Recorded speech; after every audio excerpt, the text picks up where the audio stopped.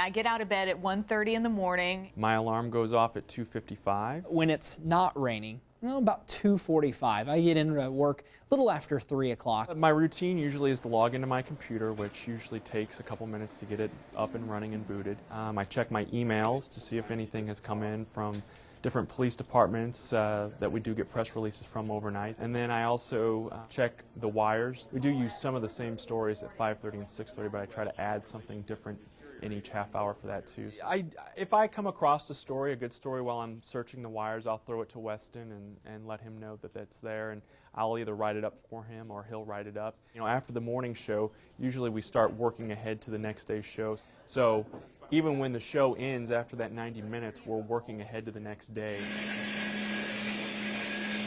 What would surprise a lot of people is that all of our clothes comes out of our own closets. We're all putting makeup on, even the guys, and we're all doing our own hair and making ourselves somewhat presentable for everybody in the morning. I think people think that we've got some team around us, but we really don't. Only at the larger levels do you have something like that. That we may be in a rush for one reason or another. We may have a late-breaking story that's developing right before we go on the air, or we may just have a really busy morning in terms of new news coming in that we need to be checking those scripts, and it's kind of like, what's more important? Do I want to go on having read everything completely, or do I want to have my hair combed and make sure there's no food in my teeth or something like that? So what's surprising, I think, to the people on air is how much people are not only listening to what we're saying, but even more, they're looking at us and forming an opinion, forming a judgment. So I think that's always something in the back of our minds, you know, is everything neat? Are all the hairs down? And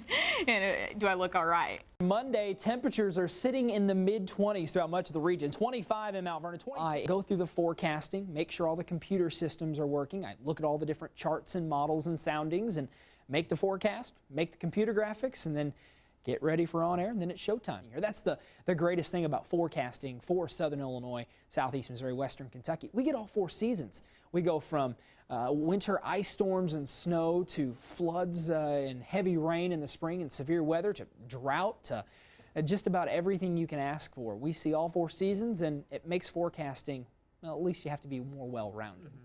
One model that's exclusive to News 3 is the Adonis model. We use that model to really hone in on snowfall totals and rainfall totals, and it really has a pretty good handle on many events. It gets down to the very minute details that really make forecasting worthwhile. Being able to forecast for home, being from Southern Illinois. My wife's from Southern Illinois. I'm from Southern Illinois. My family still lives here. It makes it more important because I'm forecasting for the people I know. I'm forecasting for the people that I grew up with.